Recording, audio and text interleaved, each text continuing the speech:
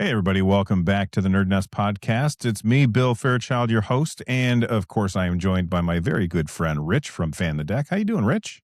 I'm doing great. I'm doing real good. My discs are still intact, but not for long, I suppose. Yeah, not for long. And we have we're obviously we're going to talk about that, and we have so much more to talk about. For those of you who are like, was this episode? Why did it take so long? We couldn't record on Friday, and then yesterday was a holiday for us, 4th of July, and now we are recording on Sunday night. And I'm going to do my absolute best to get this out for tomorrow morning, but we'll see how it happens, or maybe it'll be late, and you guys will just have to forgive me. But either way, we have a ton of video game news to talk about. And Rich, do you want to start with Sony, or do you want to start with PC stuff, or Xbox, or Nintendo? We have so much. Well, let's start with the PC stuff. I know I mentioned the Sony stuff, but I like the PC talk. Okay, so the first article that I found this week, it says Valve is definitely, and that definitely is in quotes, investigating an ARM-based gaming future on top of its work on FEX or FEX. And this is from PC Gamer. And as I read through this article, I was like, hold on. They didn't say that that's what they were doing. That's not what they did. This is a headline, and I don't blame the headline writers for doing this because they got to get those clicks. But here's what was actually said. So it says, we asked Valve engineers, Yazan Adalhayat and Pierre-Loup Graffet, whether ARM was in consideration for the Steam Machine too. And they said, definitely, yeah. This is Pierre-Loup is answering this. In addition to our work on things like FEX, we're just trying to be able to support everything, right? And then he added, if we have more options to pick from, and if users have more options to pick from to play all of the latest games in their back catalog library, they'll have a better outcome in terms of finding something that is cheaper for the horsepower that they need. When we're designing a system like that, we're just like users picking parts, trying to figure out what makes the most sense. So for us, yeah, things like FEX and the work that has been done on SteamOS and Proton, they're more like catalysts to get to a better outcome in terms of price performance. And all of that, for sure, we would consider any platform. And that is such a non-answer answer, but I saw so many people talking about this week where they were like, it's going to be ARM. The next Steam Deck is going to be ARM. What do you think about this, Rich? Do you disagree with me that this is a non-answer answer, or what? No, I don't disagree with you. I think this is very much like it's not just the people in terms of like the way they're interpreting this, but also just the headline, as you said. The headline is not technically wrong, right? The headline reads, Valve says it is definitely investigating an ARM-based gaming future on top of its work on FEX, as you said. But that headline implies that the future is in ARM, right? Right. That's what that implies. Whereas what they're saying is the future will include ARM.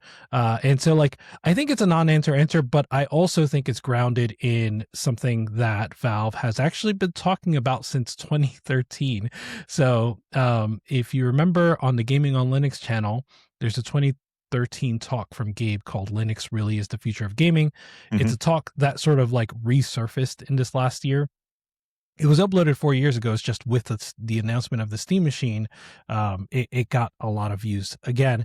And so in that, Gabe talks about the fragmentation of gaming, and he has a quote. I'll read it here. You're sort of in this bizarre situation where as soon as you sit in your couch, you're supposed to have lost connection with all of your other computing platforms. We thought that this was just an incorrect way. You could build something that spanned the desktop and the 10-foot living room experience, right? So already he's talking about breaking down the barriers. And he goes on to say, even more broadly, in terms of the sort of grand unification, we really don't think that fragmentation around the physical location or the input device of computation is either necessary or desirable. This is good part for me. Nobody says, oh, I'm in an airplane now, I'm going to use a completely different method of accessing data across the network. And we think that should be more broadly true. You don't think of your touch input or game controllers or living rooms as things which require a completely different way for users to interact. So I think, with that, he hasn't said it yet, and he says it in a little bit, but he hasn't said mobile yet, but he's already alluding to that with like the data and the cloud and stuff like that. But he ends the talk by saying, because this is before the 2015 Steam Machine, he says, actually, next week we're going to be rolling out more information about how we get there. He's alluding to the 2015 Steam Machine that Right. they're about to announce. And then says, and what hardware opportunities we see for bringing Linux into the living room, and potentially pointing further down the road how we can get it more unified with mobile.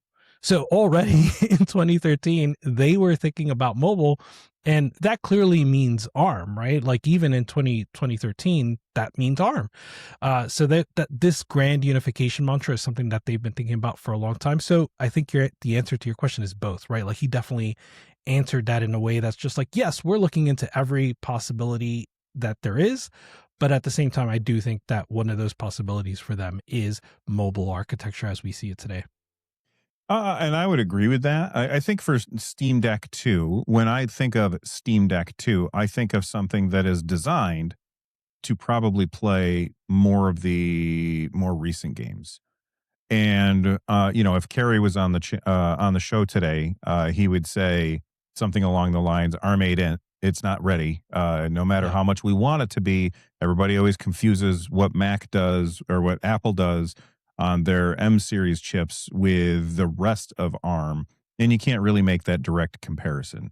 So I was channeling Kerry there for a Yep. second.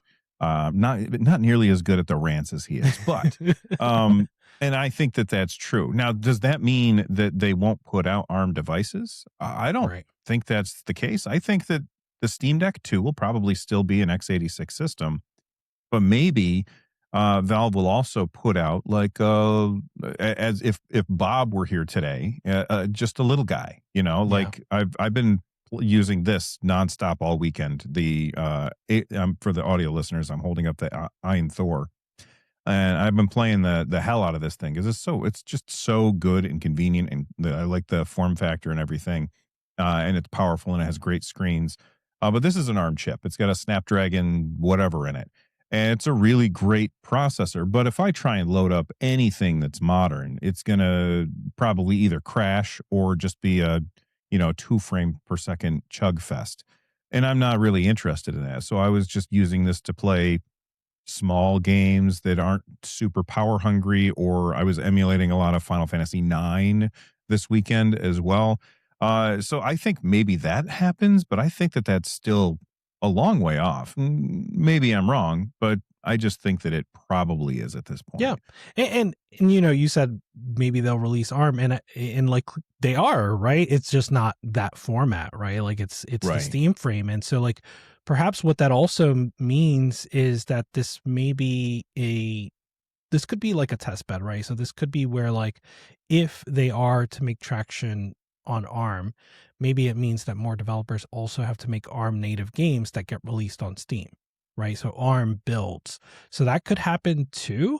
So imagine, for example, what's a good example here? So Balatro is a good example, right? So Balatro is a game that exists on Android App Store, Mhm. iOS App Store, and also exists on Steam.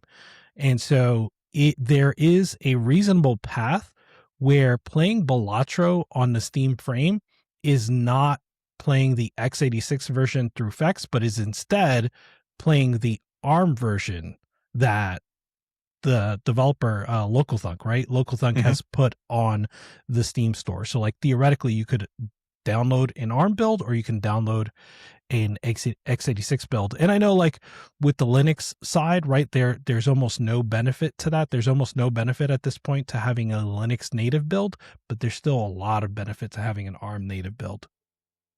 Yeah, I didn't think of, just running the Android APK instead of, because when you said developers having to port their games. I mean, Valve flirted with that back in 2015, as you brought up a little bit ago.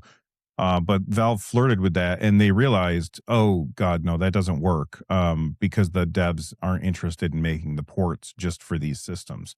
But if ARM chips are strong enough, and people are playing their games on a phone, and Valve puts out a device that can also just play those games, I mean, why not? So I can see some devs porting it, but I think that most of the games are going to rely on like the FEX.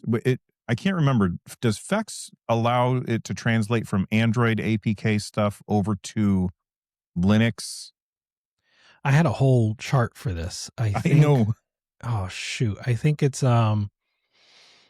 FEX. No, I don't remember how it works. So FEX. Oh yeah. So FEX. Okay. So FEX is the layer that uh recompiles almost the x86 instructions to ARM, and then Proton is on top of that. Right. So So this yeah. is not how you get an Android APK to run on Linux. That's a different thing. Oh yeah. So Waydroid exists, right? And Waydroid, so thank you. Waydroid is one of the layers that Valve has in, I think it's called Steam Play. So Waydroid is a layer that you can use. So you pretty much can just ship your Android APK, as you said, and Waydroid will run that APK for you. Interesting. Yes. Well, just remember, you can't just read the headlines. You got to go a little bit deeper sometimes, and that's what we just did. Speaking of reading the headlines, if you have read this headline, I bet you there's a lot of people out there that are like, "Whoa, man, this is the end of the world." We see the red line of death for the Steam Machine. Found this over at Eurogamer. It says Red Line of Death Steam Machine encounters its first major hardware fault, and it's already got a fitting Xbox inspired nickname. The Red Ring of Death was on the Xbox 360. But now, on the Steam Machine, it's got that little LED that goes across the front. Well, apparently, if you're having a hardware fault, it turns red, and to let you know, hey, watch out. So that I just got a oh my Is it God. Valve? Valve is like, no, don't tell them. No, Don't tell it's them about this. I think it's Jimmy's going to join us in a minute. He said Heck yeah, let's go. he says he's stealing somebody's outlets Nice. because he has a power outage at his house. I don't know what he's doing, but if he shows up, he shows up. Anyway, red line of death. I got to say, of course, this is going to get blown out of proportion because so many people are on the hate train for the Steam Machine right now. And, it's really expensive, and I can understand why people are not happy about that. But anytime you make a bunch of tech, some of them are going to fail. That's just normal. That is normal. Everybody who got upset about the red ring of death on the Xbox, although, I guess that was more prevalent. It actually did affect me. I ended up getting a red That was ring on mine. incredibly prevalent. Yes. Yes. There's right now, we don't know how prevalent the red line of death is on the Steam Machine. So, I just wanted to point that out to people. What do you think about this? So do you know, because when I first saw this headline, I think it was a Reset Era thread, and I read the article, and like it says, only one person has experienced this so far, but like, who is that one person? Like, people don't have this yet, right? Oh Or am yeah, I've seen tons of people like posting pictures of theirs on like Okay. subreddits and stuff. So Okay. it's already out there. Okay. So then this is a customer as far as we know? I would assume it's a customer. Got it. Got it. Well, so like if it's only one person, certainly you're right, right? Like however many units were shipped or whatever, one person is theoretically a small percentage of that. It is a little scary, right? Because the cause appears to be the same. It's due to overheating, right? And first of all, we know that there's not the whole point of that small box is really just that heat sink, right? And Yeah, so like the goal is to keep it pretty quiet. So all of the cooling comes from that heat sink, or primarily from that heat sink, more so than any like very powerful fans or clearly water cooling. So I think this is an isolated incident, but I'm still afraid that it could be more. And so certainly, I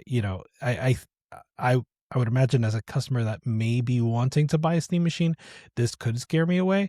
But definitely we don't know anything until we know more. And so it'll take some time to suss out how prevalent this will be. But certainly it should not be red ring of death, right? That was essentially red ring of death was every 360 will experience this at some point. I don't know if it was 100%, but it was pretty close, right? Like, as if you're using it enough, you're going to experience this. So if it was that bad, then it's definitely like rains it pours kind of situation with Steam Machine. Yeah, and that's true. This one apparently indicates it's a GPU failure, and I don't see anything that says that it has to do with overheating. It just says that it was this is what it says in the article. As pointed out by Digital Foundry, this red light on the right side of the bar is an error code intended to help users identify the fault. The Steam Machine support page notes that this particular code signals that the system has detected a GPU failure. This tracks with the Reddit's users' experience who confirmed that they were unable to get any display out of the monitor or out on their monitor, which can be a sign of a faulty GPU. So I don't like, where did you see that No, it I was think you're right. heat related? I can't. I just did a quick search. I can't find it. Okay. So I was probably wrong on that. So sorry about We'll that. never forgive you. Everybody yell at Rich in the comments. Tell him how awesome that or how terrible he is, and he has to just do better. Do better, Anyway, Rich. yeah, take that, Rich. The next thing that I wanted to talk about, and then we're going to move on from PC, is SteamOS is now being offered with newly pre-built gaming machines. We have a bunch of these that have been found over on videocards.com. And I must have screwed up the link because it's not taking me to the article. It's just taking me to videocards.com. Oh, there we go. Okay, it's working now. So they've got the Steam Roller, which is a fun name, which is by Meta PC. It's like this company decided, hey, you know what we're going to do? We're going to use that company's name and we're going to use this company's name and we're going to try and get some attention. And it's working because we're talking about it. This is a $1,300 console that has an RX 7600 and a Ryzen 5 9600X and 16 gigs of DDR5 RAM, and it ships with SteamOS. Now, the one thing that I want to point out is we have talked about this on the show many times where a company says we're shipping hardware with SteamOS on it. And then it turns out to not be SteamOS. Right. I think the first one was Ion Neo.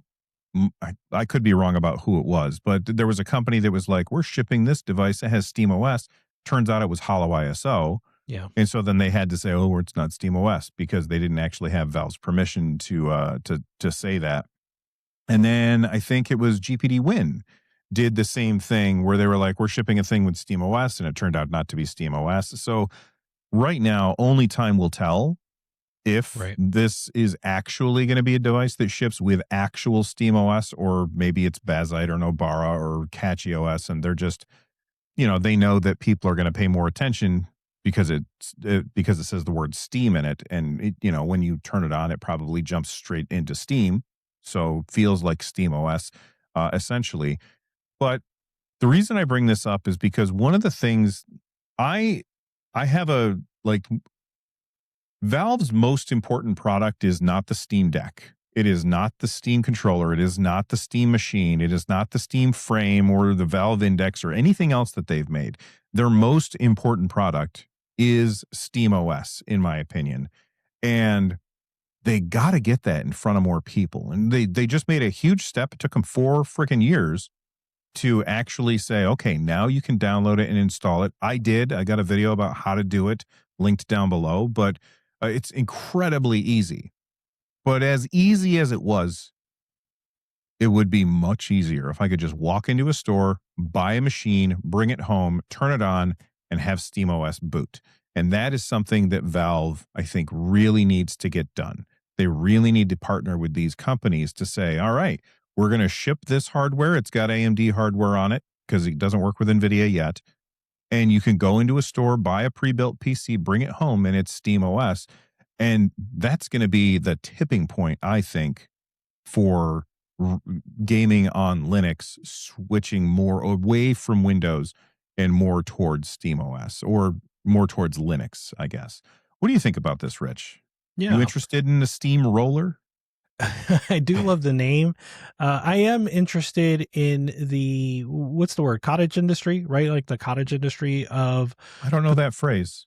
So just like a small grassroots, community driven, um, uh, yeah, industry, right? That I think will come of the Steam machine. And so like just these small steamrollers. One, I think there's another one on videocars.com called Stim machine, STIM machine. So I think we're going to see a lot of Steam machine competitors, as it were. For those that don't know, the EmuDeck team had one of that they were working on themselves called Planix, that looked really nice, and that would kind of fit really well into this um, variety of devices. Overall, I'm excited for that, right? Like just more of these. I do still vaguely want a machine under my TV, and I still don't know, like, do I build my own? I do have basically all the requisite parts. I'm missing like a motherboard and a case, but I have everything I need. It's just that's going to be a desktop GPU in a, sitting next to a TV, potentially inside of a TV stand, which you don't necessarily want, right?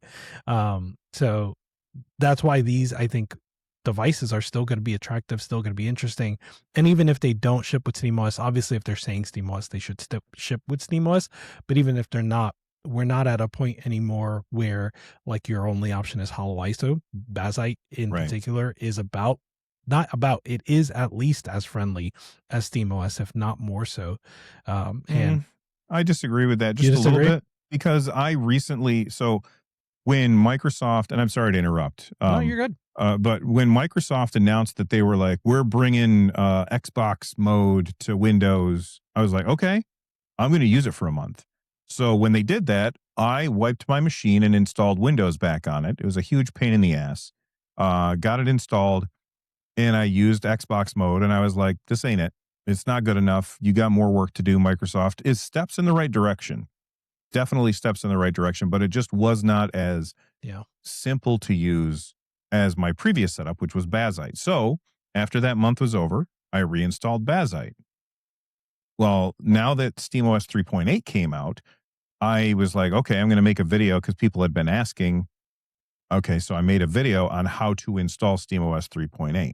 And having installed Bazzite and having installed SteamOS 3.8, SteamOS is way easier to install. It's literally you put the thumb drive Gotcha. in and you turn it on, and there's four icons, and it basically says click this icon Yeah. twice. And you click that icon twice and you're done. Yeah, the Bazzite installation process is even there's a choice at the beginning before you even install, right? Like Right. which version of Bazzite, which image am I going to download, right? Am I downloading the GNOME image? Am I downloading the KDE image? So you have some choices to make ahead of time, which you don't have that for SteamOS.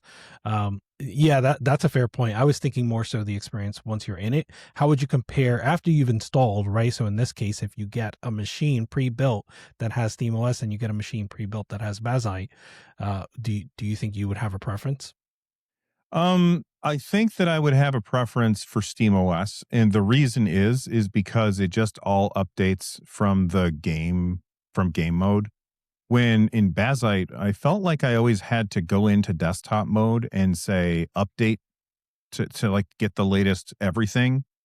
I don't know if I was doing something wrong on that.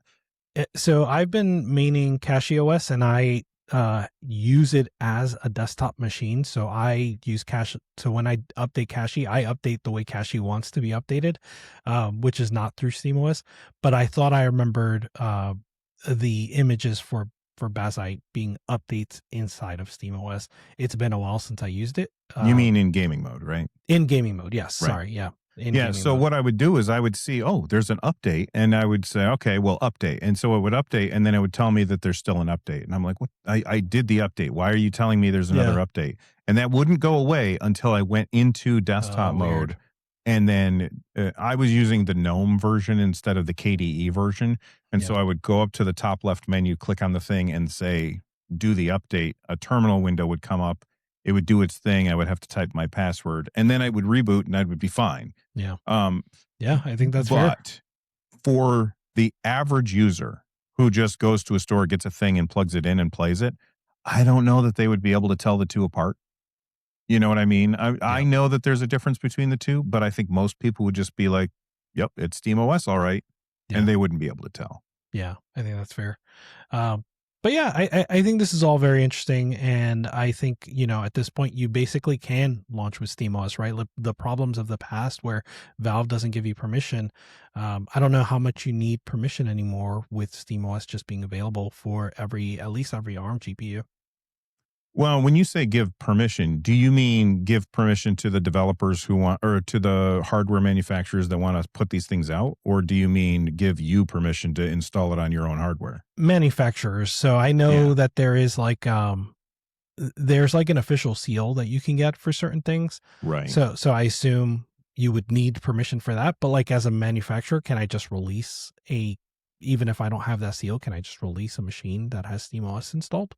I don't think that you can. I do think that you need permission from Valve. Otherwise, we would have seen it from GPD Win, because they would have just shipped with SteamOS, because that's what people There actually was wanted. there was Hollow ISO was better right at the time than shipping with SteamOS also. Okay. So like Hollow ISO isn't great, but like if you have the thought that so the company was Anbernic, right? The first company. And the thought Oh, right. that at least I had, and I think other people had with Anbernic when they said SteamOS, was not just that Valve was giving the permission, but that Valve must have been involved in that process, right? Meaning SteamOS was only made at first for Steam Deck. And Right. so like it not only supported Steam Deck, but it by and large, the best support was on Steam Deck. And if you tried to install it on something else, you would inevitably run into problems. I forget the example. Maybe printers is one of them, where like Steam Deck just didn't need printer support, maybe. And so like if you were to install SteamOS, even the ISO that you did get, install it on something else, it just wouldn't work as well. And so Hollow ISO was better. And so that was part of it too, but I guess I didn't really think about, even though you mentioned it, permission being the big part.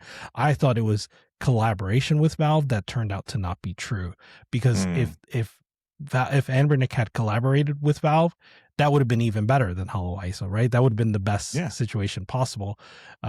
Whereas now, at least, you don't need any collaboration. Everything is pretty much there. But maybe you're right. Maybe to actually sell something for money, they're going to need actual permission from Valve to do so. Yeah, I remember, oh gosh, let's see if I can find it. Um, okay, here it is. So this is on Valve's website. It says partner OEM FAQ. It says, my company is interested in building a selling device that runs SteamOS. Who do I reach out to? They say, we're currently working with select partners on officially licensed powered by SteamOS devices. Please reach out to us at an email address for more information about licensing SteamOS for your device. So you do have to have a license. And they say, why do I need a license to build and sell a device that runs SteamOS? While the underlying base of SteamOS is available under various open source licenses, redistributing the Steam client or using Steam, SteamOS, or any other Valve trademarks or logos, including product design, advertising, or PR messaging, it requires a license. So basically, they're doing what they have to do because they have a Yeah. trademark. If they don't Yeah. defend their trademark, then anybody can use it for anything that they want, and then they're in big trouble. So that's basically what's going on there. I personally just hope that they're like, yeah, use it. If you're putting out a computer and you want to say powered by SteamOS and it comes with SteamOS, go nuts, because that'll get it into more hands. Absolutely. All right. And that's it for PC gaming news. Let's move on to the consoles for a little bit. And we got to talk about Sony, because Sony, what are you doing? I posted a video about this and somebody said this is the most close to angry that they've ever seen me. I had to bleep myself a few times too because I was pretty hot about it.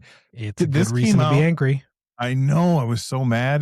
But it says physical disc production ending in January 2028 for new games releasing on PlayStation consoles. I think a bunch of people probably already saw my video on it, but I want to hear what you have to say about it now that you don't make videos anymore.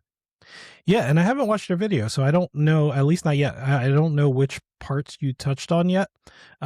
but Sony's stated justification is evolving consumer preferences, and all of that is like really wrought with not raw fraught, right? This is fraught with a lot, right? It's just I question the validity of that. And so they said 80 to 85 players now buy digitally, and that they're just following what players do.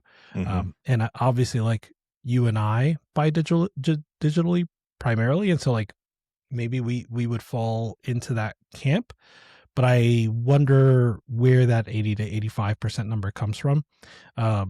Sean Layden, in speaking, I think, to Eurogamer, he called it a straight spreadsheet decision, said no more complicated than some people looking at a spreadsheet and deciding the numbers don't make sense to keep supporting this sales anymore.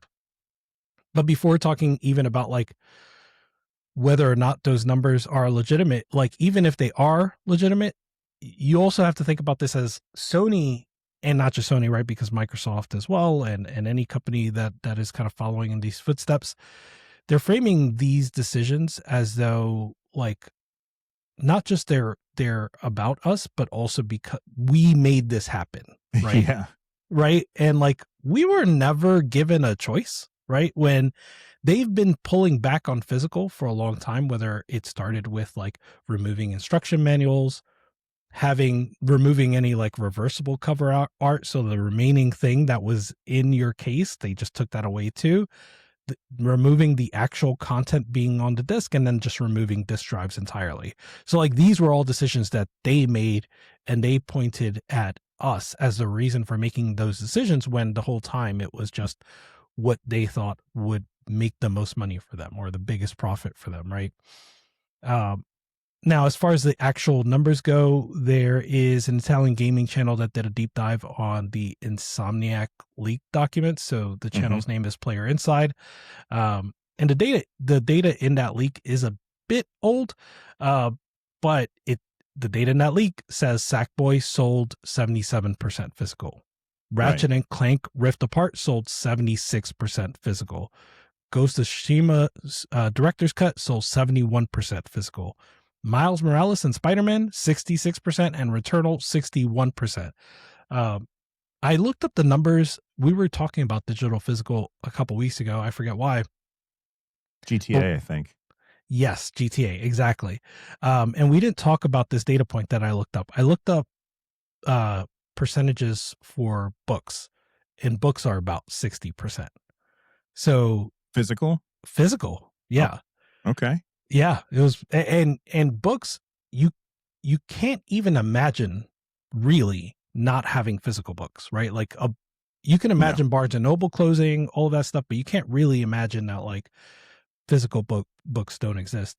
And they have about, at least according to this data, about the same, rate of selling physical. Aside from those games, even more recent data shows that Astrobot was at least 55% physical in UK and the EU. So there's data to support that the numbers are a lot different than what Sony is painting. And so the argument that Player Inside makes is that when Sony says 80% of purchases are digital, he thinks they're counting things like indie games that just don't even have a physical version. Right. So like 80% of things that are sold for the PlayStation platform are digital purchases, but that includes things that don't have physical at all. I don't know how true that is, but it paints a good picture, right? I tend to believe that more than 85% of players are buying digitally entirely. Yeah, I saw that post as well, and there was one game in the entire list, I think, that sold more digitally than physically, and I think it was MLB The Show. And I was like, yeah, because it's a yearly sports franchise that has a terrible trade-in value, and the players know that when they're done with that game and they buy the next year's game, ain't nobody buying last year's game. Yes. Which is why it goes on, you get it for free, essentially. Like the next year it's on Game Pass, it's on sale for it's always super cheap to get those yearly sports games. And the way that I like to paint an analogy, it's like I own a car lot and I sell 2-color cars. One of the colors is like blue, and then the other is like just a bunch of different colors slapped all over the place, and people are like, I don't know about that, so I'm going to get this, and then I'm like, see, everybody wants blue ones, so we're not going to have any red ones anymore. Right. That's exactly, so it's like they that's control exactly it. Yeah. I saw somebody make an argument as well where they were like, they can also control how many physical games that they make. And that can control how many physical games sell. So they could, you could walk into GameStop and you could say, oh, I want insert the name of whatever franchise game that's coming out. And you say, I want to get this game. And they're like, oh, we're all out of copies, man. Sorry. And they're like, okay, well, I still want that. So I'm going to go buy it digitally. Correct. And like, I feel like what Sony, and I'm assuming Microsoft is doing too, has been to say, all right, we're going to keep moving these little boards, these pieces on the board around in order to convince people to pick up games more digitally. And then as soon as the numbers break in the favor, like they go over this tipping point, we're like, okay, see, you guys don't want physical games. You only want digital games. So we're just doing what you want. And that's the kind of thing that really ticks me off, because I feel like I'm being gaslit here. You are. You absolutely are, right? And guess what? Sony stock rose 3.2% after the announcement.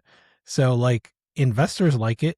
And not just that, but there was a piece on The Verge that says that they've been planning this act for years because the factory is already being repurposed to make micro LEDs, right? And so like, and Sean Hollister of The Verge goes into detail of like how that decision doesn't happen overnight, right? Like it took years to get the factory ready. And in fact, the factory has been repurposed over time gradually to make micro lens. So like, this is something that's been happening for some time.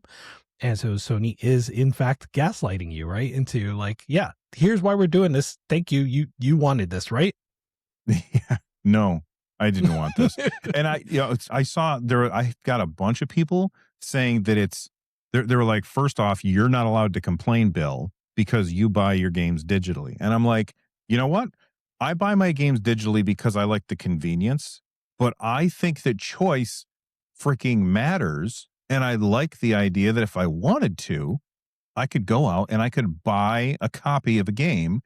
If there was no internet, put it in my PlayStation and still be able to play it 10 years down the road. And that's not going to be the case. Like, backwards compatibility, gone. They're not going to have any backwards compatibility for physical games. So you better hold on to your PS5, because your PS5 is going to be the last system that can play PS5 physical games. And once that breaks, I guarantee on PS6, they're going to resell those PS5 games with a $10 markup, saying it's now the PS6 version. But you know what? You didn't save your game. Like, you didn't preserve that disc, or your PlayStation stopped working. So I guess you got to buy it again. And it's the kind of stuff where you mentioned spreadsheets. It's a spreadsheet decision. I always call the people that make those decisions spreadsheeters, because they're just they're spreading something, if you know what I mean. They're definitely spreading their sheets. Yeah. Yeah. So like that argument, right, that you buy all digital so you're not allowed to complain about this, doesn't make any sense to me. It doesn't track. And then, the other counter argument is about like PCs not having physical media for so long. And I think a big thing here from all of these companies, but especially from Sony, is that Sony hasn't earned the digital future that they're building. And that what I just said is actually the title of a video from someone called Lord Eero. I'll send you that so you can put in the show notes. But he details in a short video, like PSN went down for 24 hours in February 2025. Digital libraries became unavailable. Physical copies also had problems because GT7 in particular, that shipped on disk. He had the disk, but it required online for single player. So all of this, all of these problems that Sony has shows that they haven't earned the trust in the customer and building an all digital future. Whereas for PC, not necessarily all the storefronts have earned that trust, but at the very least, there are some. With Steam has certainly earned that trust. Itch.io has earned that trust. GOG has earned that trust. So those storefronts have basically better rights for you in terms of digital rights. And the fact that you're missing physical versions of those games is not as big of a deal. Yeah, I cannot think of a time, not once, where Valve has taken a game that I have paid for away from me without giving me a refund. Now, I talked about this in my video, but when Marvel was purchased by Disney, they shut down Marvel Heroes, which was a Marvel themed Diablo clone. It was a really fun game, and I played it, and my son played it. We bought extra characters for it, so like you could play like 10 different characters when it came out, but then they kept adding new characters, and you could buy them if you wanted to play as those characters. So I was like, oh, Captain America, I'll play as Captain America. And so my son and I bought those games and a DLC for it. And when that game got shut down, I got a full refund for everything that we had bought for that game. And I was like, that was freaking awesome. Sony has never done that. I remember my son bought a game he says by accident. He's 18 now, so I'm sure it wasn't by accident. But when he was younger, he bought a game by accident.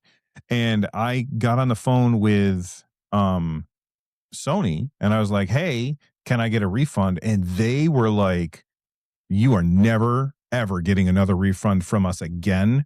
Do not call, do not ask. This is the one time. Yeah. And it basically giving me the middle finger, telling me that ain't happening. So I don't trust them.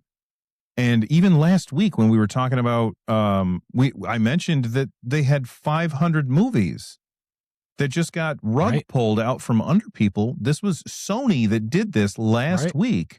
500 movies were just removed from people's libraries. No mention of a refund. None. It's crazy. Yeah. They don't care. Right.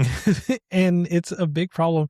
That said, like, I do, the reaction is as bad as everyone says it is, right? Like, there is a lot of rightful indignation at this, right? So like Forbes has an article, Sony's PlayStation disc decision is its biggest scandal in 20 years.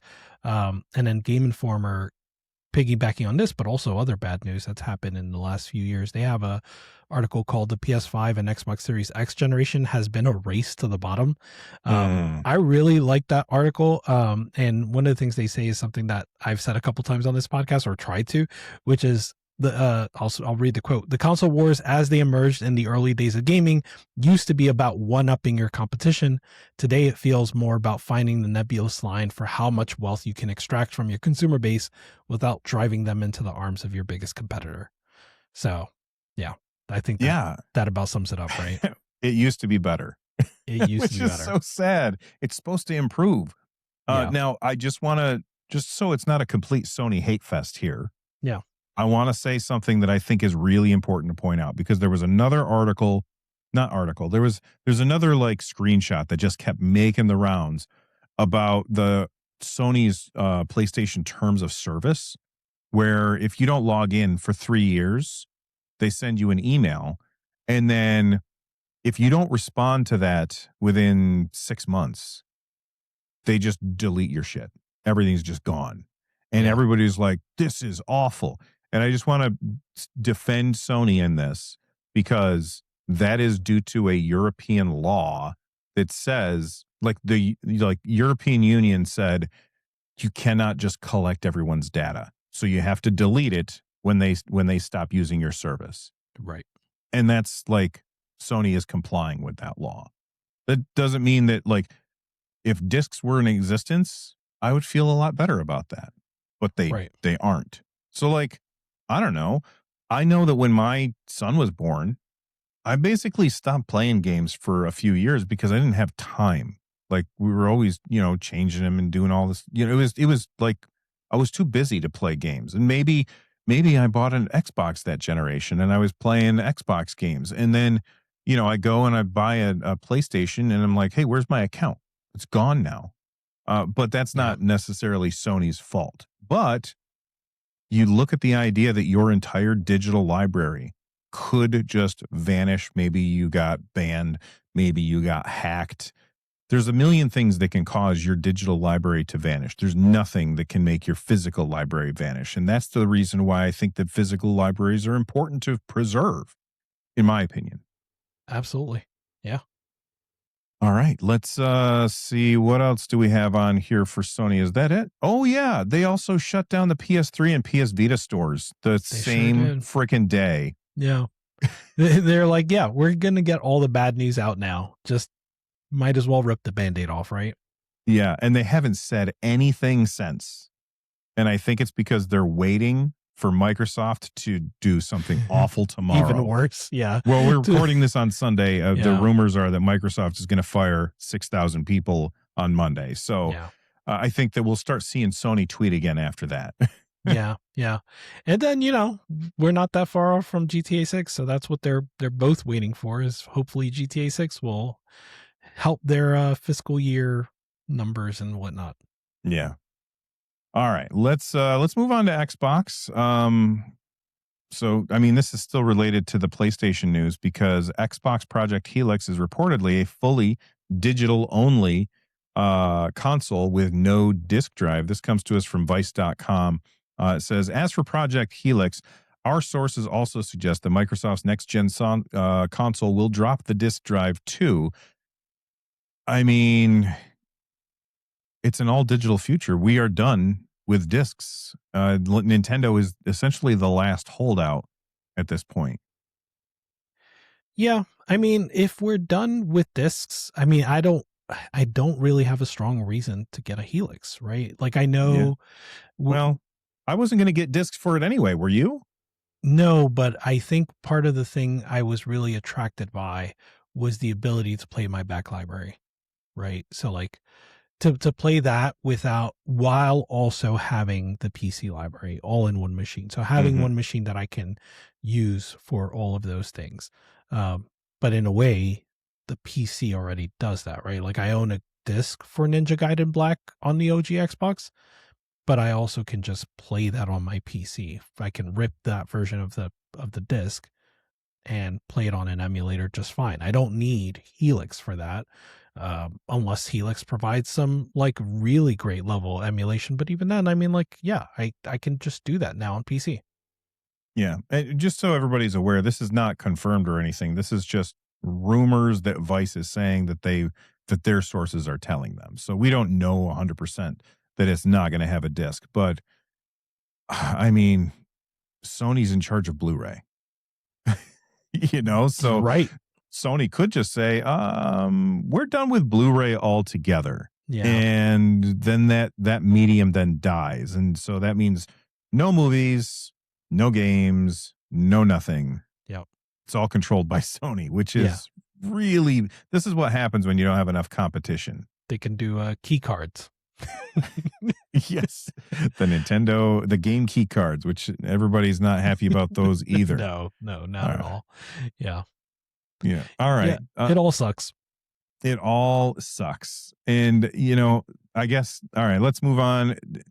I don't want to talk about the firings because we're going to talk about those next week, I'm sure. Let's talk about something that's good. Yes. All right. Nintendo there's a rumor out there because apparently some information got sent to the, oh gosh, it's not in English now. I'm trying to find where it was. It got sent to some country that I can't read. And it basically was, there's a new Metroid game coming. A listing, here it is. Brazil's Ministry of Justice and Public Security System had this screenshot up and somebody nabbed it, and it's called Metroid Ravenous. Now, it's way too early for a 3D Metroid. And after playing the last 3D Metroid, I'm not interested in another 3D Metroid. Ouch. But the 2D Metroid Dread, that was freaking amazing. That game was so damn good. I loved every moment of playing through that. And listen, guys, when I talk about finishing a game, you know that the game was really, really good because I do not have an attention span for a game that is not amazing. So when I finish games, you know that they are top notch quality. I finished Metroid Dread and I loved every second of it. So for another 2D Metroid to be on the way, I am very excited for that. What about you? Did you ever get to play Metroid Dread? I did. I really enjoyed it. I did not finish it, so I need to get back to it. I don't know where I would rank it in Metroidvanias, right? Like I have a lot of love for a lot of the more recent Metroidvanias like Hollow Knight, Silksong, and Will of the Wisps, right? So there's some really good stuff out there. But I really enjoyed Dread, and I would like to see this game. I also like the name Metroid Ravenous. Hopefully that name sticks because that's a good name. So I'd like to see what this is about. Would you be okay with the uh the tone changing, right, to be a little less horror, to be like less like you have to worry about this dread thing coming after you? I would be fine with that. The Metroid Dread, the horrorness to it was definitely intense, but it never felt like horror. You know what I mean? It was Yep. just very tense as you were going up against this thing that you could not kill. So your only choice was to run away Yeah. and try and get out of its sight before it killed you. Because if it did kill you, it was like a one shot, like you were just done. Or Right. if it did attack you, you were one shot. Right. And it was really, really good. I don't think that that's the reason it was. I don't think that I don't think the horror Was what made it aspect for is you. what made it amazing for me. I just had so much fun with it.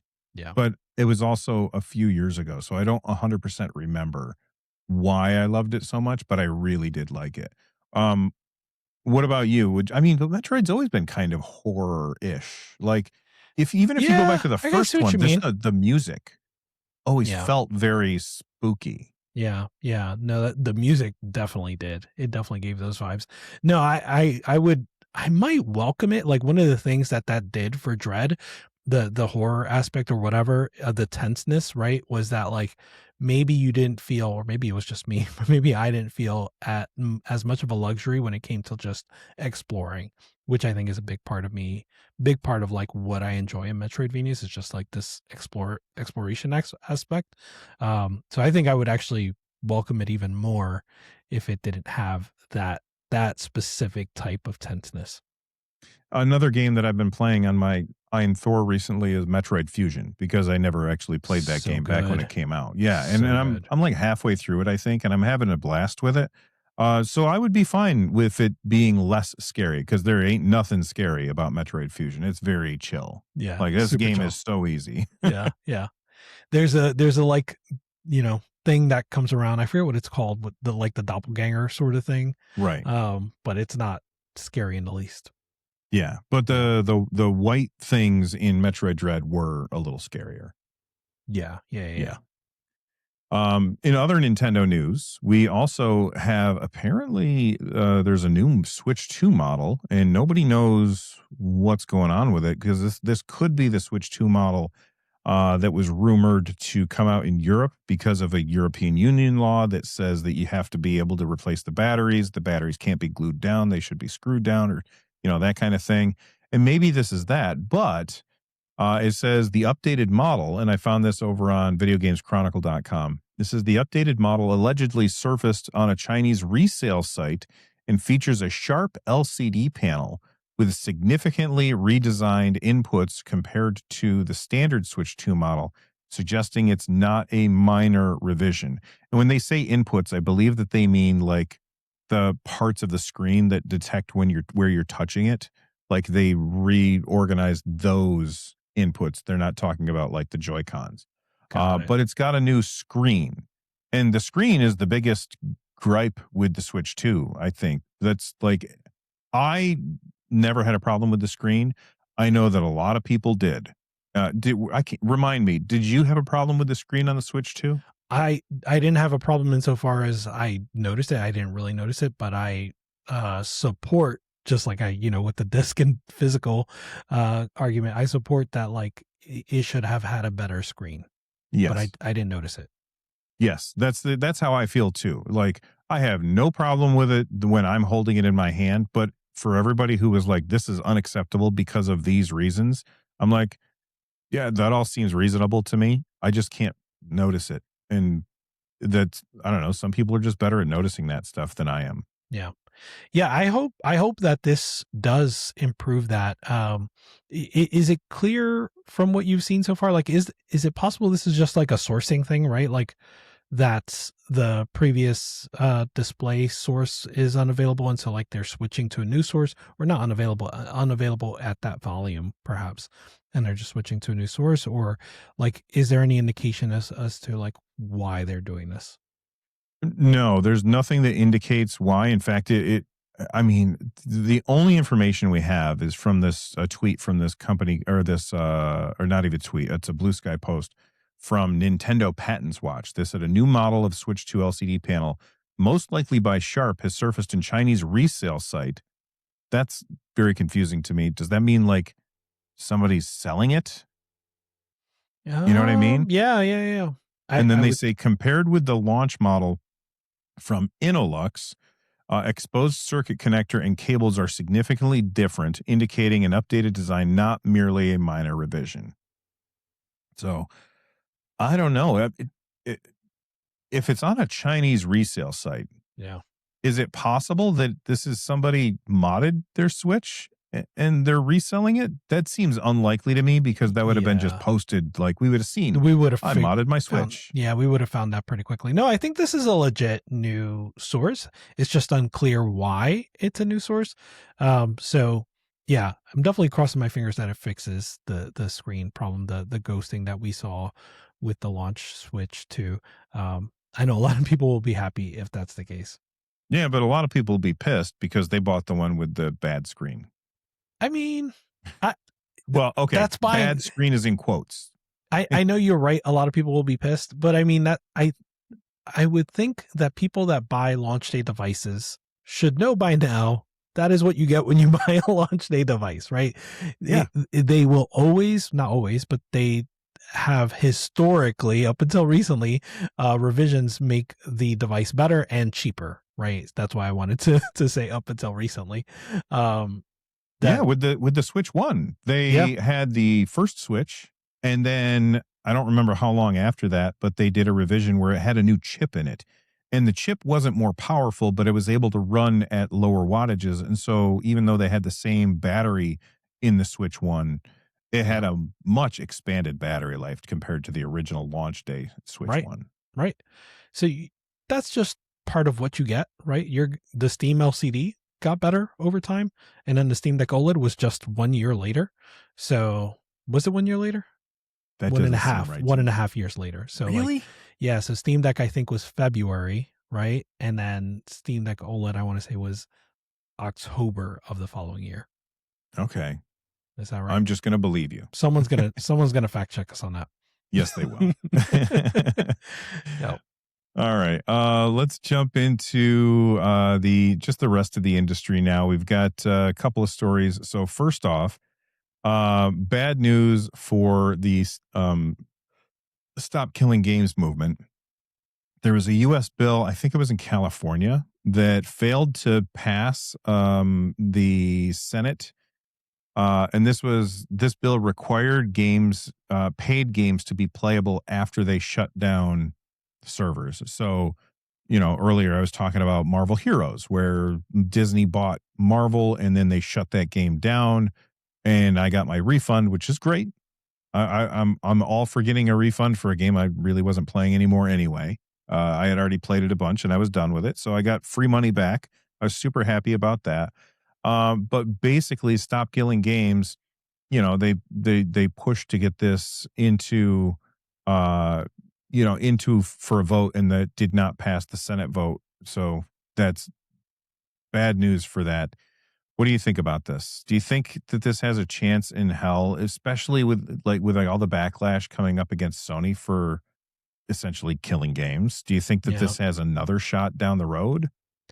I think it always has a shot, right? Our government is supposed to be about the will of the people, right? And so if we make our voices loud enough, I think there's a shot. There's a quote in there. I think this is the same article, where it says the volunteer also claimed that the campaign had attempted to pass the bill without any funding or lobbying, stating, quote, "This was our first attempt in our first year in the United States with a U.S. budget of $0, no paid staff in California, no war chest, no in-person lobbying operation. The timeline was so compressed that we couldn't get funding in place fast enough to put people in the building." So assuming I have the right quote there, hopefully that does mean that there is that they're not done, right? Like this is just the first at bat and they're going to continue fighting. And I think, these sorts of movements do take time, and there are a lot of losses on the ways to a win, right? On the way to a win. And so, yeah, I don't think this is like, let's stop all our efforts and there's no chance to move forward. I think we just have to keep trying. Yeah, and I think it's also important to point out what they're up against. Stop Killing Games is up against the ESA, the Entertainment Software Association, famous for putting on E3 for so many years. But the problem is that the ESA has so much money because they have funding coming from video game publishers. So this is really a David and Goliath kind of thing. And the ESA, like, they were doing some heavy lifting when arguing this case, saying things like, this is a quote: "Private servers infringe on the intellectual property rights of game publishers. Private publishers reserve the right to exercise their rights against them. The provision in California AB 1921 that proposed that these servers as a legitimate alternative to keep games running raises concerns about a publisher's ability to enforce their IP rights. In addition, private servers operate with no oversight from the publisher and do not uphold the same trust and safety standards. This could create an unsafe environment for players and be counter to the industry's commitment to fostering safe and fun play for all players." Essentially, like what Stop Killing Games is asking for is, when you are shutting down your servers, give us a way for us to play the game offline, or give us the way to run our own servers so that we can keep playing the game that we gave you money for. And the ESA is like, you can't do that because then we can't control the servers. And I'm like, we're not asking you to control the servers. We're not asking you to do anything other than just let us do it. Yep. And they're always trying to gaslight everybody to bring it back again. They're trying to gaslight us into thinking something else. And the big problem is that the people that make the decisions, the senators that vote for this stuff, they don't understand it. I think they can, right? And I think we will get more and more representatives, assuming we're willing to vote for them, we'll get more and more representatives that do understand better. And I think my bigger concern perhaps is the lobbying potential that, someone like the ESA or something like the ESA has. So it's not just what they can convince, senators and representatives of, it's what they can buy, right? Like with their lobbying and such, and their donations. So yeah, it is absolutely David and Goliath. That is the right framing there. But it's nonetheless a fight we have to have. And I think, we can come out on the other side of it. Yeah, that quote is so nasty. The ESA quote about the private servers, that is definitely gaslighting at its most extreme. That is nasty work. Especially when they were like, I think they were talking about Minecraft specifically, and Minecraft has the files on their friggin' website that you use to make your own private server. Yeah, it makes no sense. What are you talking about? Yeah, I hate it. It sucks. It sucks. Yeah. All right, let's move on and talk about the games that we've been playing either this week or last week. I have been playing all right. Recently, I was playing Final Fantasy VII, not remake, just like the original one, but I had been doing modding to make it all fancy and stuff, right? Yeah. Well, when I nuked my machine from Bazzite and then reinstalled SteamOS, I haven't gotten back to like reinstalling all that shit. So I stopped playing that. And I was like, oh, I feel like playing Final Fantasy. And the only thing that I had to play that because I didn't want to set up all the stuff, was this. And I was like, you know what? I've played Final Fantasy VII a bunch of times. I'm going to check out Final Fantasy IX, one that I've never touched. And I have, let me see how many hours I'm into it. I am at this point. I'm 7 hours in this weekend. Nice. 7 hours. That's amazing. Yeah. That's so much for me. Yeah. And I got to tell you, this game is really good. Like really good. Have you ever played Final Fantasy IX? I've never played it. They say it's the best one, at least of that trilogy, right? Like the 7, 8, 9. I played a whole bunch of 7 and I played a lot of 8 and somehow just never bought 9. But hearing you play it makes me want to play it even more. Yeah. So like there was a moment where I won't say what I was doing, but I was in the game and there was some story moment that was happening. And like my wife she shouts up to me and she goes, "Can you throw some hot dogs on the grill?" And I was like, oh, I want to know what's going on here. Yeah. Because I was like, what is happening in this town? Yeah. Like I'm all in on this. I'm having so much fun. The writing is fantastic. It's so goofy. And like, there's this character that dresses he's like a knight and he's just like, he's so over the top and you just like, he's such a cornball. And at the same time, you just kind of love him because his heart's in the right place, but he's kind of a dumbass. Nice. And it's really, really good. I like the way that you advance your character is you have a certain number of like points. And then as you get equipment, you can take those points and put them into skills that are on the equipment. But then as you play, I think what happens, again, I'm still fairly early on, you then level up and you get advancement points, which then lets you learn that skill so that you don't have to keep that equipment on. So then you get another piece of equipment and then you can get new skills that come with that. And I've just been having a blast with it. I've been playing it I'm holding this up for the video listeners, for the audio listeners, sorry. But I've been playing it up on the top screen and I've got game facts on the bottom screen to tell me Smart. where to go and stuff. Cause I listen, maybe that's not the right way to play, but I don't have time to wander around lost in these 100-hour games or whatever. There's no wrong way to play, especially if you're enjoying. Yeah. And I'm having a blast with it. So much fun. And then we'll come back to the other game that I've been playing in a little bit. I want to hear about one of the games that you've been playing. Okay. Last time we talked about the Steam Summer Sale, and one of the games I had in my cart was Save Room, which was like the inventory Tetris of Resident Evil. And so, yeah, I bought it and it's really short, but it's really good. It's exactly what it sounds like. It's just like a spatial puzzle where like you have to, move your shotgun in the inventory such that it fits with the Magnum and with the ammo and all this stuff. There's another inventory Tetris game that I forgot about called Cats Organized Neatly, where in that game you just have these different cat shapes and you have to place them on the board. And it's a really adorable game, but I like this a lot more. And I think it shows kind of the importance of two things. One of them is just having a theme that clicks, and the Save Room theme with the Resident Evil stuff just really clicked for me.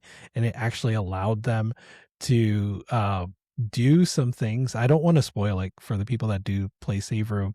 I'll just say that I was surprised at like one of the ways I could make room in my inventory to allow for other things to be placed. So it was a neat little surprise. It was obvious in retrospect, but once I got it, I was like, oh, I feel so smart for thinking that through. And it's something that's really only possible, kind of built on the shoulders of a game that already exists. And so that's pretty cool. Not that you need to play Resident Evil to enjoy this game, but just that is a neat little thing.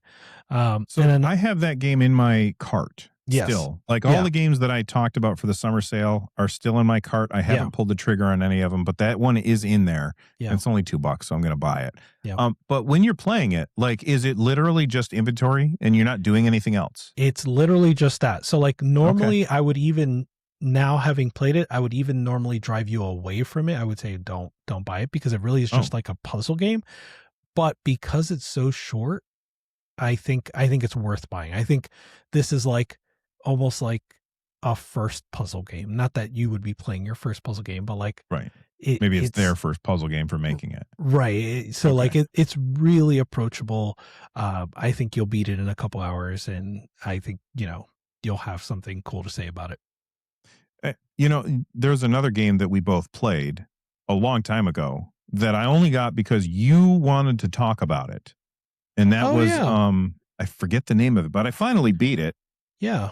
What's it called? And Alex And Roger. And and Roger. Roger. Yes. That game was freaking great. Okay. All right. I hated the controls, but the I story was really awesome and It was really sad. awesome. It was so sad. Yeah, and it was Yeah. I know you hated the controls and rightfully so.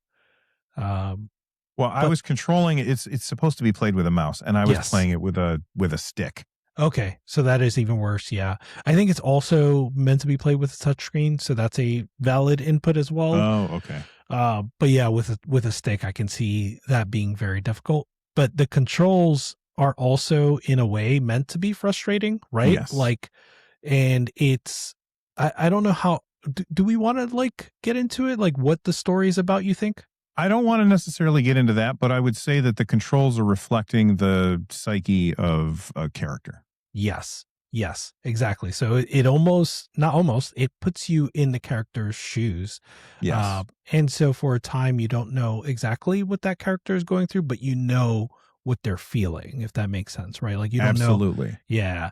Yeah. And so like the way they did that really nailed it, and it had just really gorgeous art Hmm. throughout. And I don't just mean like visual art, but just like the entire experience, right? It was just a really touching, I think, experience is how I put it. Yeah, as you were doing things in the game, um, like you would be like, "What is on the screen here?" And then you would start to figure out what was on the screen as you moved a thing Yeah. around with your mouse. Yeah. Yeah. One of my favorites was you were supposed to move a dot from like the left side to the right side. And but there were invisible barriers. And so like you had to like you would hit something, but you didn't know you were hitting something. So then you like move up or move down, and then you'd keep going, but then you'd have to come back around. And again, it just there's like a tie to it narratively that just really stuck with me. Yeah, and there was another part that I really liked was you had a sequence of events that you had to do Yeah. that should be a simple thing. Yeah. And because of the way that the puzzle was designed, I kept getting things in the wrong order, Hmm. which would increase my frustration level, which was mirroring the frustration level of the character who was Yes. struggling to do this simple thing. Yep. And it was just like, that is brilliant, brilliant writing. Brilliant. And for what it's worth, like there are a lot of people that won't know this developer, but there are a lot of people that will. This developer is the same developer, I think, as Florence, the game Florence. I don't know And that one. so it's another kind of beautiful artsy or art house kind of game. Very different conceit, but similar kind of in not in structure, but just I don't know. There's a similar touching writing, I guess, is what I would say. But I know that Florence was relatively popular, like amongst mobile gamers for some time. So yeah, that developer went on to make And Roger, And I've just I checked. think. It's on sale right now for 30% off. It's $3.49, and you could finish it in a couple hours. Like it's a very, very short game, Yeah. but it's Pref- definitely worth the full price is $5. It's worth a $5 price, and preferably with a mouse or touchscreen. or a trackpad. Like that's when Yes. I finished it. Was after I got the Steam controller. I was like, okay, now I can finish it. There you go. Perfect. Yeah, What else very did you cool. play this week? So I played another game called, and I got to look at it because I can never remember how to say it. Thysiastery. I saw this on your list. I forgot to look it up. Tell me about it. Okay, so it's a roguelike dungeon crawler. So there's no story that I know of so far. and and if you look it up, you like the graphics are very of a time, and I just freaking love how they look.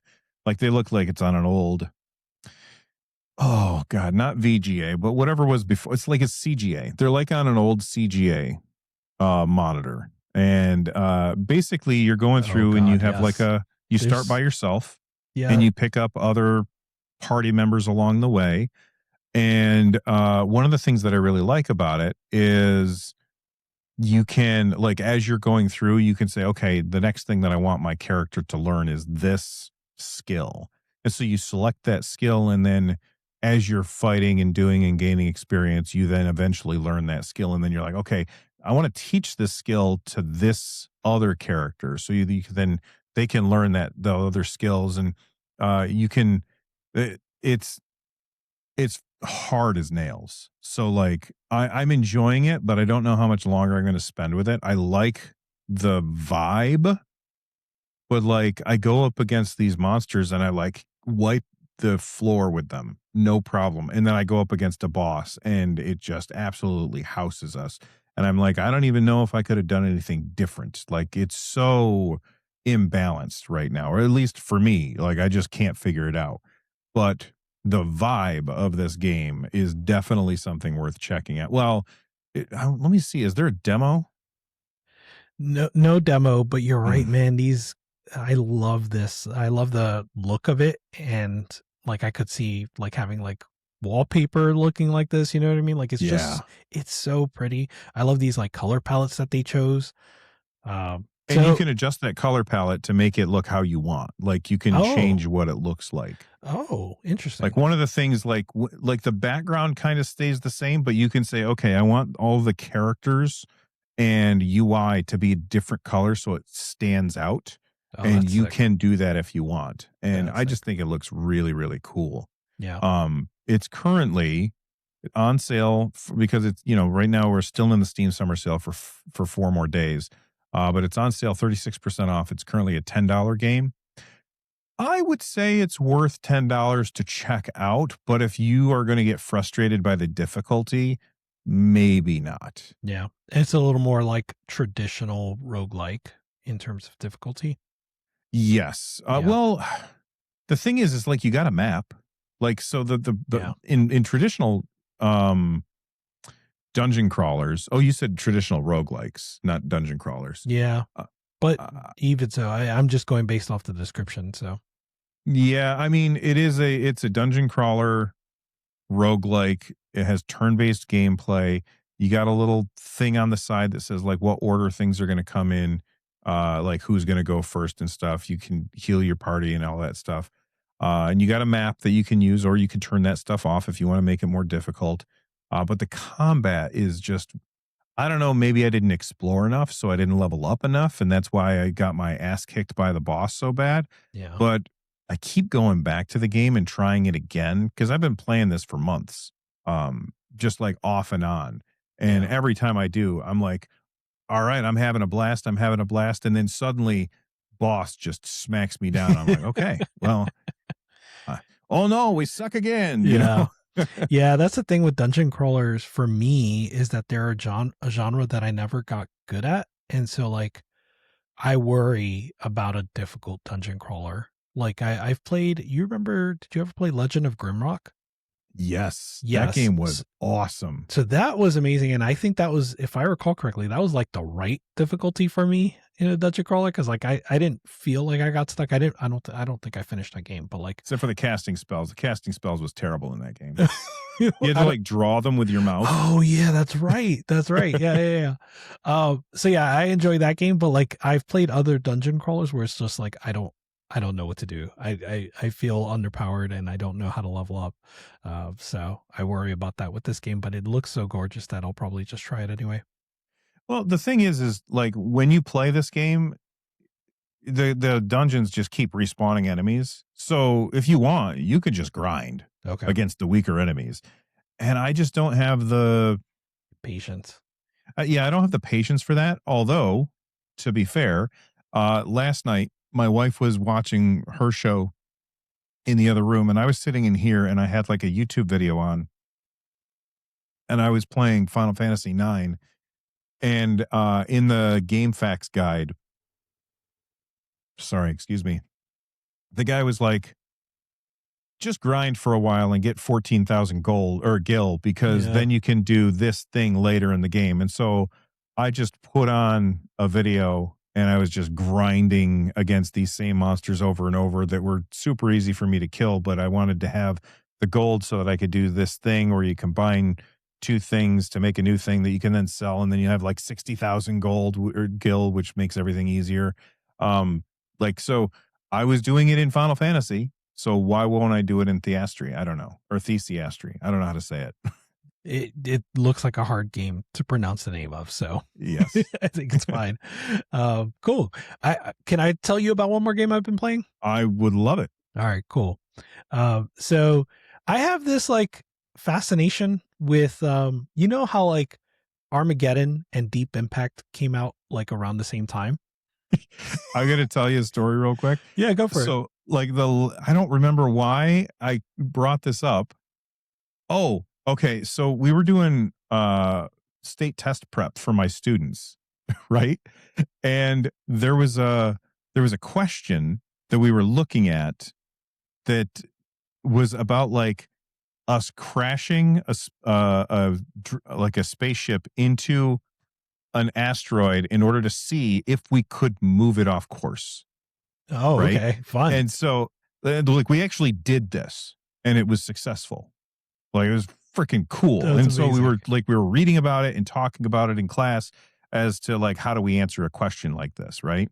But I went off on a tangent and I was like, by the way, if you guys ever get a chance, there's these two movies that are not good movies, but they're good movies, if you know what I mean. Facts. And they came out the same year and they're both about like this thing, and you should check them out. They're fun to watch. Deep Impact and Armageddon. I love both those movies. They're not good movies, but I love them. Yeah. Although if I were to pick one, I would say Deep Impact is a better movie. Okay. All right. I feel like most people pick Armageddon. I think Armageddon I'm with you. is more flashy, I feel. Yes. But I think I'm with you. I enjoyed Deep Impact more. You can't go wrong with Morgan Freeman as the president. There you go. That's it.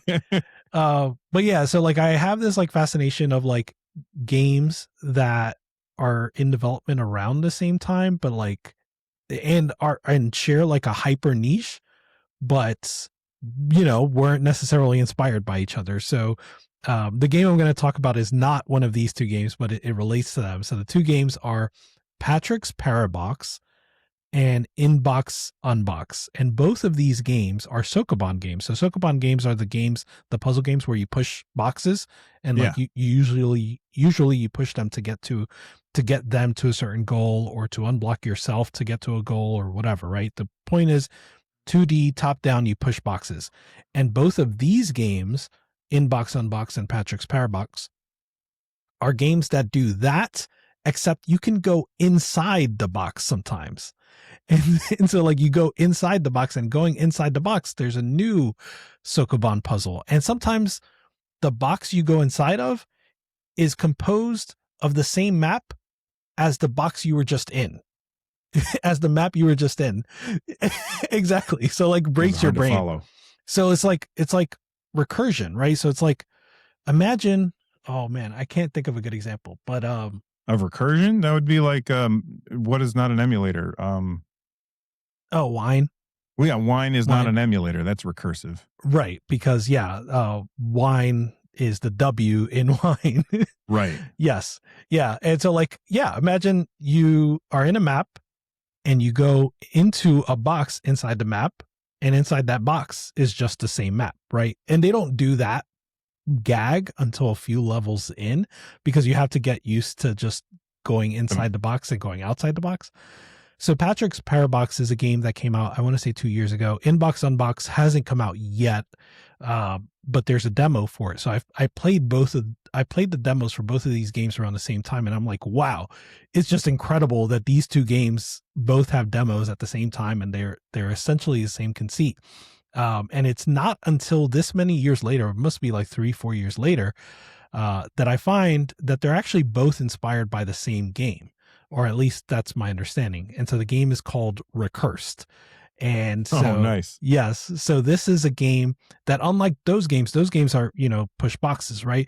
This game is like a 2D puzzle platformer, not side scrolling, but like it would be side scrolling. It's just not scrolling because it's not, it's a single room. Yeah. Yeah. And so in this game, you can jump into a chest, and inside that chest is another level, right? And so it does the same thing, of course, where sometimes you jump in the chest and the level inside is the exact same level you just left. And so for example, the first time you experience this, you're supposed to go down and get the key, but now you can only either get the key or the block. So now that you have the key, now you also have to get the block. And so when you jump in the chest, now you have the opportunity to bring the key with you and now also go the other way and get the block. So you can get both of these things to complete the level. And so, yeah, I really, really enjoy this game. It does break your brain to explain, but the reason it's so good is because it has this like thing where I don't understand how I solved the problem. I just intuited it, right? Like I just my brain figured it out, even though my conscious was a little bit like, how did I do that? So it's kind of like when you're helping your kid with their math homework. Yes. And you don't remember, like, obviously they have a different way of doing it now. Yeah. And you're trying to help them and you're like, well, I just know that the answer is 7. And I can't explain to you why the answer is 7, but I know the answer is 7 because my brain can figure it out because I was trained. And they're like, well, yeah, but you got to do all these dots, Dad. And you're like, I don't know what the dots are. You got to put the blocks here and remove this many blocks. And now you have 7 blocks. Yeah. I don't know. All the math is definitely different these days. Yeah. Yeah. The first Sokoban game that I remember playing, and I had it wrong. I looked it up and I thought it was Quark, but it's Quirk. And it's for the Game Boy. Ooh, oh. And you play a tomato trying to find your beloved tomato girlfriend. And you had to like go through these like push boxes around. And I remember playing that on my friend's Game Boy. And I loved that game. It was probably not a good game, but it was the game that he had. And so I loved it. I think, you know what I mean? I think my first Sokoban was a Game Boy game as well. It was called Boxel, Boxxle. Boxxle. And similar, right? Not necessarily a fantastic game, but also not a bad game. It's a Sokoban game. Yeah. Yeah. I like And Boxel. I think everybody's first Sokoban game were those things that they would have at restaurants where it was just like you had 1 through 9 and you had to move the. Oh, I don't remember this. So they had little oh, plastic yes. square. Yeah. You had to put the numbers in the right order. Yes. Yeah. And and so like of the 16 or whatever squares, they were all filled with tiles except one. So you had like the one empty space to maneuver around, basically. I felt like I got one of those at every single Christmas growing up. Yeah. In my absolutely. stocking. Do they still make those? That's crazy. I don't know, but they were awesome. They were awesome. Yeah. Like I sit here and play with this blank Rubik's Cube because I can never unsolve it. So it's always solved. But that would also be a nice little like fidgety thing when you're watching a TV show or something. Absolutely. Yeah. I think because Boxel was my first Sokoban, but another big Sokoban for me was Chips Challenge. Have you ever played that? I don't know. Let me look it up. Old school PC game. And I think I played it on like Windows 3.1 or whatever. That game was so much fun. Well, this looks familiar. Yeah, I'm sure that I did. Yeah. Like, was it free? Classic. I don't remember paying for it. I'll say that. I don't know how I got it, but I don't remember paying for it.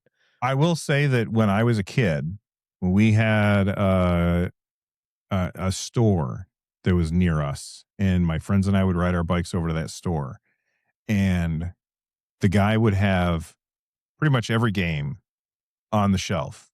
And if you bought a $2 floppy, he would just make a copy of that game. Yeah. And so we would pool our money and we would say, all right, I got 50 cents. I got 75. We would pool our money and we would say, let's get this game.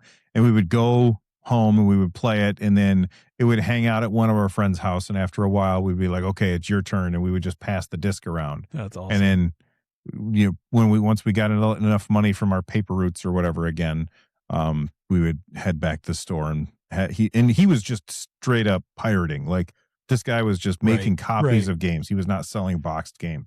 Yeah. We're not even teenagers yet. We were in middle school. We didn't know the difference. What I vaguely remember is my father working at like some office, right? Like some office job.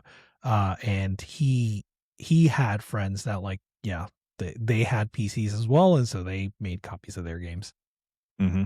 Yeah. So it was rampant. And all that's over because it's all digital. It's all over. Yeah. It sucks. All right. Well, thank you guys for hanging out with us for the last hour and a half. A little bit of a shorter show, but that's okay. It'll give me a little extra time to get it edited for everybody on Monday. But I hope you guys all have an awesome day. Rich, you got something you want to share before we get out of here? Sure. I'll go with there's a new Ahoy video. I think I've talked about Ahoy on this channel. Ahoy is amazing. He just makes like gaming videos, but like usually they're about weapons. So just a history of a weapon, for example, in gaming. And so this time it's ammo counters. That's the entire name of the video. And that's all it is. It's just a history of ammo counters in video games. Okay, so let me ask you a question. Yeah. When you're playing a game, and I can't think of a specific game that does this, but I know that there are many that do. And you're playing the game where, it's a shooter and you got the gun in front of you, and it shows on the gun how much ammo you have. Yeah. I never look at that. I always still look down at the little, like the UI stuff that's on the edge. Do you actually, like, I can't train myself to look at the gun to see how much ammo there is. What about you? I don't think I do. I think I'm trying to think about like Halo specifically, because that's the example that he gives as one of the first sort of big skeuomorphic, that's what that's called, is like when it's on when it mirrors the environment designs. And so like Halo, the assault rifle had it right there on the assault rifle, so like you would see it kind of even if you're just like aiming, right? But I don't really remember looking at that. Certainly the needler, where it's just like, the needles disappear from the gun. Yes. I'm certainly not counting that and like, oh yeah, I have 13 left. So I think most of the time I'm just looking at the HUD. Yeah, same here. Yeah. Well, anyway, let us know what games you guys are playing down in the comments down below. And of course, I mean, Rich is going to put out another video at some point. So go over to youtube.com/fanthedeck, or just click on the subscribe button below. His channel is going to come up. You can click subscribe on him from there. And, maybe if you guys subscribe, he'll be like, I guess I better put out another video. There you go. All right. Have a good one, everybody. Stay rad. See you guys.